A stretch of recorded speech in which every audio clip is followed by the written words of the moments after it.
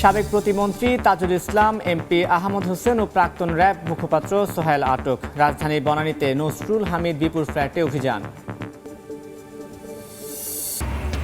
স্থগিত হওয়া এইচএসসি সব পরীক্ষা বাতিল যৌক্তিক নয় বলছে বৈষম্য বিরোধী ছাত্র আন্দোলন। কর্মকর্তাদের অবরুদ্ধ করে সিদ্ধান্ত দিতে বাধ্য করে শিক্ষার্থীরা। এবং কিছুক্ষণ পরই বসছে বিসিবির জরুরি বোর্ড সভা। আত্মগোপনে থেকে ভার্চুয়ালি যোগ দেবেন পাপন, ছাড়বেন বোর্ড সভাপতির পদ। আসতে পারে ফারুক আহমেদ।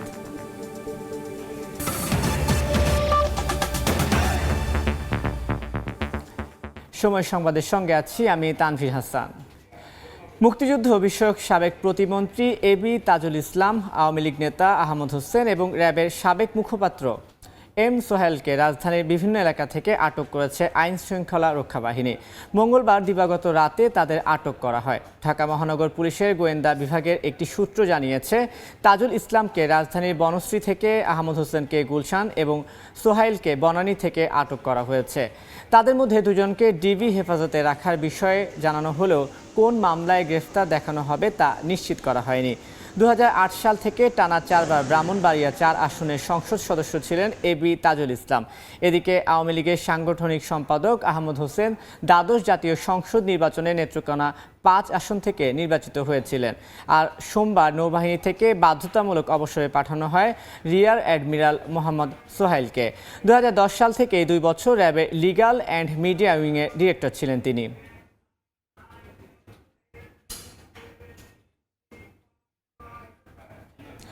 রাজধানীর বনানীতে সাবেক বিদ্যুৎ জ্বালানি প্রতিমন্ত্রী নসরুল হামিদ বিপুর মালিকানাধীন ভবনে অভিযান চালিয়েছে আইন শৃঙ্খলা বাহিনী। তবে তিনি সেখানে ছিলেন না। মধ্যরাত থেকে প্রিয় প্রাঙ্গণ নামে ভবনটিতে অভিযান শুরু করে তারা। এই সময় চারপাশ ঘিরে রাখে সেনাবাহিনী, পুলিশ, র্যাব সদস্যরা। রাতভর চলা অভিযানে কয়েকটি ভল্ট জব্দ করা হয়। এই সময় যুব ও ক্রীড়া উপদেষ্টা আসিফ মাহমুদ, বৈষম্য বিরোধী ছাত্র আন্দোলনের 2 জন সমন্বয়ক এবং গণ অধিকার পরিষদের সভাপতি নুরুল হক নূর উপস্থিত ছিলেন।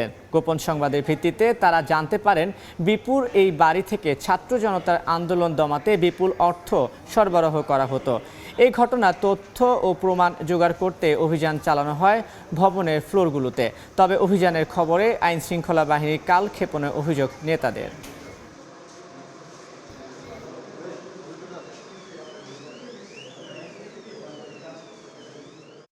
আমাদেরকে যারা তথ্যটা দিয়েছিল তারা গতকালকেও প্রশাসনকে তথ্যটা দিয়েছিল, কিন্তু আমি আজকে যখন কর্তৃপক্ষের সাথে কথা বলি তারা তখনই বলেছিল গতকালকেও সারিনার সামনে এই ধরনের একটা অভিযোগ ছিল, সেটি ভুয়া ছিল, তারা অভিযান চালায় নাই। তার মানে কেউ এটাকে আপনার আড়াল করার জন্য আসলে অভিযানটি চালাতে দেয় নাই। কিন্তু আজকে যখন অভিযান চালাচ্ছে আমরা তো ইতিমধ্যেই দেখতে পাচ্ছি যে নগদ অর্থসহ বিভিন্ন বল্ট লকার উদ্ধার করা হচ্ছে। প্রায় 48 ঘন্টার মতো সময় দেওয়া হলো যে তাদের এইগুলো সরানোর জন্য বা এই আলামত মুছে ফেলার জন্য। সুতরাং এই ঘটনার এই গাফিলতি কিংবা এই ঘটনাগুলো লুকোচুরি ধামা চাপা দেওয়ার সাথে যারা জড়িত তাদের আমরা তদন্তের মাধ্যমে বিচারের মুখোমুখি করার দাবি জানাচ্ছি। কক্সবাজারের সাবেক সংসদ সদস্য আব্দুর রহমান বদিকে চট্টগ্রাম থেকে গ্রেফতার করা হয়েছে। মঙ্গলবার সন্ধ্যায় চট্টগ্রামের জিসির মোড় এলাকা থেকে তাকে গ্রেফতার করে র্যাব। র্যাব 7-এর অধিনায়ক মাহবুবুল আলম এ তথ্য নিশ্চিত করেছেন। কক্সবাজারের টেকনাফে হত্যা চেষ্টা মামলায় বদিকে গ্রেফতার দেখানো হয়েছে। গ্রেফতারের পর তাকে চট্টগ্রাম থেকে কক্সবাজার নিয়ে যাওয়া হচ্ছে। আব্দুর রহমান বদি কক্সবাজার 4 আসনের সাবেক আলোচিত সংসদ সদস্য।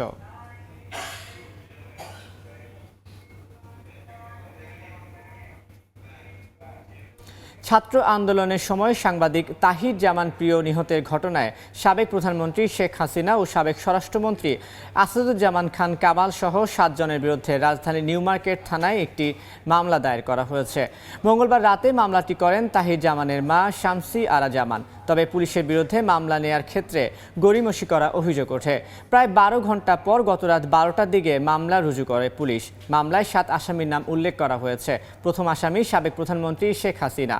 এরপরে আছেন সাবেক স্বরাষ্ট্রমন্ত্রী আসাদুজ্জামান খান কামাল, সাবেক আইজিপি চৌধুরী আবদুল্লাহ আল মামুন, রমনা জোনের সাবেক ডিসি মোহাম্মদ আশরাফ ইমাম, রমনা জোনের সাবেক এডিসি হাফিজ আল আসাদ ও নিউ মার্কেট থানার সাবেক ভারপ্রাপ্ত কর্মকর্তা আমিনুল ইসলামকেও আসামি করা হয়েছে। কোটা সংস্কার আন্দোলন চলাকালে 19 জুলাই ঢাকার গ্রিন রোডে গুলিবিদ্ধ হয়ে মারা যান তরুণ আলোকচিত্রী তাহির জামান প্রিয়।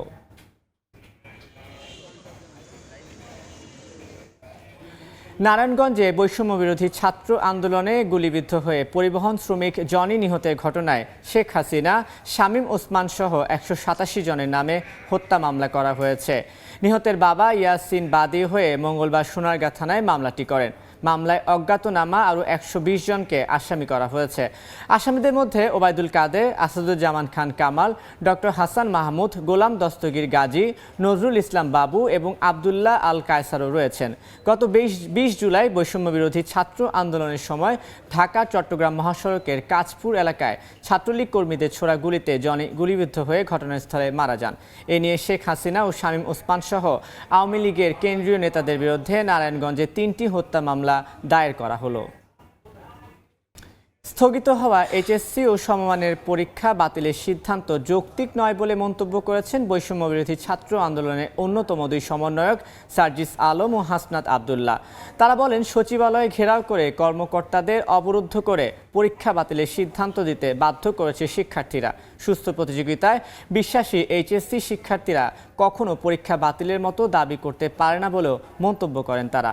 গতরাতে সোহরাওয়ার্দী মেডিকেল কলেজ হাসপাতালে আহতদের শারীরিক অবস্থা পরিদর্শনের পর সাংবাদিকদের প্রশ্নের জবাবে তারা এই মন্তব্য করেন। অন্তত 300 বা 400 একটা দল তারা হচ্ছে সচিবালয়ের গেট ভেঙে সরাসরি সচিবালয়ের যে কম্পাউন্ড দখল করে নেয় এবং তারা এক ধরনের একটা মবোক্রেসি ক্রিয়েট করার চেষ্টা করে। আমাদের যে 300 বা 400 যে মবটি ছিল, এই পুরো মবটি নিয়েই তারা 18 তলায় উঠে যান। 18 তলায় উঠে গিয়ে আমাদের যে মাননীয় সচিব মহোদয় রয়েছেন তার রুম তারা হচ্ছে অবরুদ্ধ করে এবং সেখানে হচ্ছে ঢাকা বোর্ডের যিনি চেয়ারম্যান ছিলেন এবং আন্তঃ বোর্ডের যিনি চেয়ারম্যান এবং আমি সহ সবাইকে তারা অবরুদ্ধ করে আমাদের যে প্রধান উপদেষ্টা রয়েছে তাদের সাথে আলোচনা করে তারপরে সিদ্ধান্ত নিয়েছে যে এই পরীক্ষাটি হচ্ছে বাতিল করা হলো। কিন্তু আমরা আমাদের জায়গা থেকে এই যে পরীক্ষাকে সম্পূর্ণ বাতিল করে দেওয়ার বিষয়টিকে আমরা কখনোই সমর্থন করি না। যারা স্টুডেন্ট মেধার যোগ্যতার বিশ্বাস করে তারা এই দাবিটি করতেই পারে না।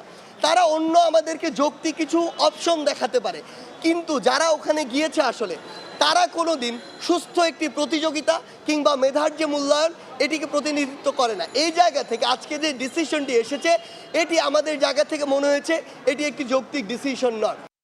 ছাত্র জনতার অভ্যুত্থানের পর বগুড়া শহরের অবস্থা এখনও থমথমে। ধস নেমেছে হোটেল, রেস্তোরাঁ ও ফুড কোর্টের ব্যবসায়। এ কারণে লোকসানে শহরের শতাধিক ব্যবসা প্রতিষ্ঠান। এই অবস্থায় দ্রুত পরিস্থিতি স্বাভাবিক করার দাবি ব্যবসায়ীদের। শাহাদুল ইসলামের ছবিতে আব্দুল আওয়ালের রিপোর্ট। এক মাস আগেও বগুড়ার হোটেল, রেস্তোরাঁ ও ফুডকোর্টগুলো দিনরাত ক্রেতা সমাগমে ভরপুর থাকত। এখন চিত্র একদমই ভিন্ন। ছাত্র জনতার অভ্যুত্থানের পর রাজনৈতিক অস্থিরতায় শহরের হোটেল, রেস্তোরাঁগুলো বেশিরভাগ সময় থাকছে ফাঁকা। ব্যবসায়ীরা বলছেন, গত এক মাসে তাদের বিক্রি অন্ততপক্ষে 70% কমে গেছে। এতে শহরের হোটেল, রেস্তোরাঁগুলোতে লোকসান হয়েছে প্রায় 10 কোটি টাকা। আইন শৃঙ্খলা পরিস্থিতি কিছুটা স্বাভাবিক হয়ে আসলেও ক্রেতার দেখা মিলছে না। এমনকি বকেয়া আছে কর্মচারীদের বেতন, বিদ্যুৎ বিল সহ অন্যান্য খরচ। যে কর্মচারীগুলো আমাদের এখানে কাজ করছেন তাদের বেতন দেওয়াটা তো খুবই মুশকিল হয়ে গেছে, এমনকি তাদের থাকা খাওয়ার ব্যবস্থাটা করাটাও আমাদের জন্য অত্যন্ত দুর্বিষহ হয়ে উঠেছে। ব্যবসা ধরে রাখাটাই আমাদের কঠিন হয়ে গেছে, যার জন্য আমরা বেতন সপ্তাহে সপ্তাহে কিস্তিতে নিচ্ছি। আশা করি এগুলো কাটিয়ে উঠে ভালো একটা ব্যবসার দিকে আমরা অগ্রসর হব। ট্যাক্স কমানোর পাশাপাশি আইন শৃঙ্খলা পরিস্থিতি স্বাভাবিক রাখতে সরকারের কাছে দাবি ব্যবসায়ী নেতাদের। এই শিল্পের সঙ্গে যারা জড়িত সবাই আমরা ক্ষতিগ্রস্ত। সেই ক্ষেত্রে যদি আমাদের কারো ব্যাংক লোন লাগে বা অন্যান্য সাপোর্ট লাগে, এই দিকটাও আমি সরকারের কাছে দৃষ্টি আকর্ষণ করবো যে সরকার যেন এই দিকটাও বিবেচনা করে। বগুড়া শহরে শতাধিক হোটেল, রেস্তোরাঁ রয়েছে। আব্দুল আউয়াল, সময় সংবাদ, বগুড়া। ছাত্র জনতার অভ্যুত্থানের পর উপাচার্য সহ রাজশাহী বিশ্ববিদ্যালয়ে ৭৯ জন শিক্ষক পদত্যাগ করেছেন। বিশ্ববিদ্যালয় খুলে দেওয়া হলেও কার্যত অচল একাডেমিক ও প্রশাসনিক কাজ। শিক্ষার্থীরা বলছেন, দ্রুত শিক্ষার পরিবেশ ফিরিয়ে আনা না হলে সেশন জট আরও বাড়বে। আর অচল অবস্থা কাটিয়ে দ্রুত সমস্যার সমাধানের আহ্বান শিক্ষকদের। আব্দুল সালামের ছবি ও শাহিন আলমের তথ্য নিয়ে রিপোর্ট। ৫ আগস্ট ছাত্র জনতার অভ্যুত্থানের পর রাজশাহী বিশ্ববিদ্যালয়ের উপাচার্য সহ ৭৯ জন শিক্ষক বিভিন্ন দপ্তর থেকে পদত্যাগ করেন। ১৮ আগস্ট বিশ্ববিদ্যালয় খুলে দিলেও কার্যত নেই কোনো একাডেমিক ও প্রশাসনিক কার্যক্রম। ব্যক্তি উদ্যোগে ক্লাস নিচ্ছেন কয়েকটি বিভাগের শিক্ষকেরা, যেখানে শিক্ষার্থীদের উপস্থিতি একেবারেই কম। এ অবস্থায় সেশন জটের শঙ্কায় শিক্ষার্থী। এখানে সেশন জট বা অন্যান্য একাডেমিক কাজে বাধাগ্রস্ত হচ্ছে। তো আমাদের দাবি হচ্ছে যে অতি শীঘ্রই যেন বিশ্ববিদ্যালয়ের ভিসি নিয়োগ হতে শুরু করে যেন একাডেমিক কার্যক্রমগুলো সচল হয়। আমাদের ক্লাস খুলে দেওয়া হোক, আমরা আগের মতো করে সুন্দরভাবে ক্লাস করব, আর তারপরে হচ্ছে আমরা যেন আর সেশন জটে না পড়তে হয়। শিক্ষার্থীরা যেন তাদের একাডেমিক জায়গা থেকে ক্ষতিগ্রস্ত না হয়, সেজন্য বিশ্ববিদ্যালয়ের নির্বাচিত ডিনরা আছেন, একাডেমিক কাউন্সিল আছে, তারপর হচ্ছে আমাদের শিক্ষকরা আছেন, সবচেয়ে বড় কথা। তো তাদের সাথে খুব দ্রুত সময়ের মধ্যে আমরা একটা মিট অ্যারেঞ্জ করে তাদের সাথে বসে এই যে স্থবিরতা সেটা কাটিয়ে ওঠার চেষ্টা করব। শিক্ষকরা বলছেন, বিশ্ববিদ্যালয়ে শিক্ষা গবেষণা পরিবেশ ফিরিয়ে আনতে উপাচার্য নিয়োগের কোনো বিকল্প নেই। অচল অবস্থা কাটিয়ে দ্রুত সমস্যা সমাধানের আহ্বান তাদের। যত দ্রুত সম্ভব এখানে ভাইস চ্যান্সেলর দেওয়া দরকার, যাতে করে তারা এই প্রাতিষ্ঠানিক কার্যক্রমটা চালু করতে পারে। না হলে আমাদের শিক্ষার্থীরা ক্ষতিগ্রস্ত হচ্ছে। চ্যান্সেলর নিয়োগ দিলে এখানে 1200 শিক্ষক আছে, অনেক শিক্ষক দক্ষ, সৎ, পূর্ব অভিজ্ঞতা আছে, তাদেরকে এনে এই প্রশাসনের এই শূন্য পদগুলো পূরণ করবে এবং দ্রুত সময়ের মধ্যেই এটা হলো সমাধান হয়ে যাবে। রাজশাহী বিশ্ববিদ্যালয়ে বর্তমানে 59টি বিভাগের অধীনে শিক্ষার্থীর সংখ্যা প্রায় 26,000। সময় সংবাদ, রাজশাহী। কিছুক্ষণ পর জরুরি সভায় বসছে বাংলাদেশ ক্রিকেট বোর্ড। বাংলাদেশ সচিবালয়ে যুব ও ক্রীড়া মন্ত্রণালয়ের কনফারেন্স রুমে হবে এই গুরুত্বপূর্ণ সভা। এই মুহূর্তে সচিবালয়ে আছেন রিপোর্টার মাহবুব রিমন। সবশেষ খবর জানতে সরাসরি যাচ্ছি তার কাছে। জরুরি সভা অর্থাৎ উদ্বুদ্ধ যে পরিস্থিতি হয়েছে সেই পরিস্থিতিতে বাংলাদেশ ক্রিকেট বোর্ডের 11তম বোর্ড মিটিং, মহা গুরুত্বপূর্ণ সভা। নিশ্চয়ই দর্শকরা ইতিমধ্যে জেনে গেছেন, বিশেষ করে যারা ক্রিকেটের খোঁজ খবর রাখেন, এই সভা থেকেই হয়তোবা সিদ্ধান্ত আসছেন তিনি হচ্ছেন বাংলাদেশ ক্রিকেট বোর্ডের পরবর্তী সভাপতি অর্থাৎ নাজমুল হাসান পাপন। আনুষ্ঠানিকভাবে আজ হয়তো পদত্যাগ করেছেন 11টার সময়, অর্থাৎ এখনো 17 মিনিটের মতো বাকি রয়েছে আমার ঘড়িতে। কিন্তু ইতিমধ্যে আমরা দেখেছি যে একাধিক বোর্ড পরিচালক কিন্তু চলে এসেছেন।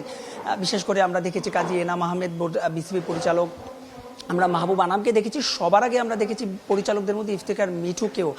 তবে যেই দুইজন আলোচনায় রয়েছেন অর্থাৎ এনএসসি কোটায়, জাতীয় ক্রীড়া পরিষদের কোটায় সাজ্জাদুল আলম ববি এবং জালাল ইউনুস সরে যাওয়ার পরে এবং একজন পদত্যাগ করার পরে, একজনকে সরিয়ে দেওয়ার পরে যেই দুজনকে নিয়ে সবচেয়ে বেশি আলোচনা ছিল ফারুক আহমেদ এবং নাজমুল আবেদিন ফাহিম, এই দুইজনকেও কিন্তু আমরা ইতিমধ্যে মন্ত্রণালয়ে দেখেছি। তবে যে বিসিবির বোর্ড সভাটা হবে, যেহেতু এখনও তারা আনুষ্ঠানিকভাবে ডিরেক্টর হননি, সেক্ষেত্রে কিন্তু তারা সেই বোর্ড সভায় উপস্থিত হতে পারবেন এবং সেই বোর্ড সভা থেকে আসলে প্রস্তাব আসবে এই দুজনের ডিরেক্টরশিপের ব্যাপারে জাতীয় ক্রীড়া পরিষদের কোটায়। এরপর আসলে হয়তোবা তারা সেই বোর্ড সভার ভিতর যেতে পারে। তবে সবাইকে একটা অন্যরকম আসলে একটা আবহ, স্বাভাবিকভাবে আমরা বিসিবির যে বোর্ড মিটিংগুলো দেখি সেটা সাধারণত বাংলাদেশ ক্রিকেট বোর্ডের প্রধান কার্যালয় হয়ে থাকে।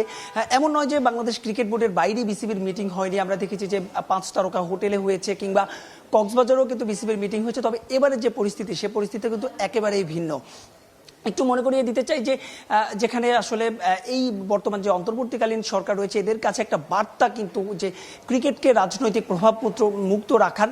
তারপরও কেন আসলে মন্ত্রণালয়ে এই বোর্ড মিটিংটা হয়েছে, এর জবাবে গতকাল মধ্যরাতে কিন্তু বাংলাদেশ ক্রিকেট বোর্ডের যে অফিসিয়াল হোয়াটসঅ্যাপ গ্রুপ রয়েছে সেখানে কিন্তু একেবারে আনুষ্ঠানিকভাবে জানানো হয়েছে কেন আসলে এই যুব ক্রীড়া মন্ত্রণালয়ে এই মিটিংটা হচ্ছে। তারা যেটা বলছেন যে নিরাপত্তা সহ নানা কারণে বাংলাদেশ ক্রিকেট বোর্ডের পক্ষ থেকে আসলে এই মন্ত্রণালয়কে অনুরোধ করা হয়েছিল যে তাদের এই সভা কক্ষটা ব্যবহারের জন্য, এবং সেই অনুরোধের প্রেক্ষিতেই কিন্তু যুব ক্রীড়া মন্ত্রণালয় তাদেরকে অনুমতিটা দিয়েছেন। এবং এরপরও এর বাইরেও যে কয়েকজন বোর্ড ডিরেক্টর এসেছেন, এর বাইরেও আসলে আমরা জানতে পেরেছি একাধিক বোর্ড ডিরেক্টর আসবেন। আকরাম খানের সঙ্গে আমার কথা হয়েছে, তিনিও পথে রয়েছেন, তিনিও হয়তো আসবেন। তবে বলছিলাম যে বাংলাদেশের ক্রিকেটের যে মোমেন্টাম, সেই মোমেন্টামটা কিন্তু ঘুরে যাবে। জানি যে আগামী বছরের বর্তমান যে কমিটি, সে কমিটি আগামী বছর অক্টোবর পর্যন্ত তাদের মেয়াদ রয়েছে।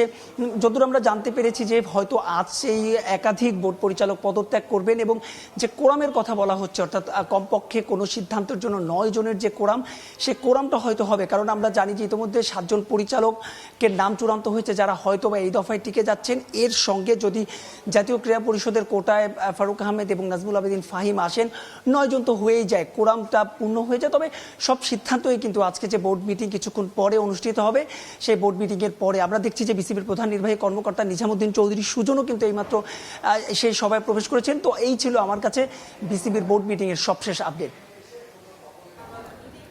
এতক্ষণ সরাসরি যুক্ত ছিলাম সচিবালয়ে। এই পর্যায়ে শীর্ষ সংবাদগুলো জানিয়ে দিচ্ছি আরেকবার। সাবেক প্রতিমন্ত্রী তাজুল ইসলাম, এমপি আহমদ হোসেন ও প্রাক্তন র্যাব মুখপাত্র সোহাইল আটক। রাজধানীর বনানীতে নসরুল হামিদ বিপুল ফ্ল্যাটে অভিযান। এবং স্থগিত হওয়া এইচএসসির সব পরীক্ষা বাতিল যৌক্তিক নয় বলছে বৈষম্য বিরোধী ছাত্র আন্দোলন। কর্মকর্তাদের অবরুদ্ধ করে সিদ্ধান্ত দিতে বাধ্য করে শিক্ষার্থীরা।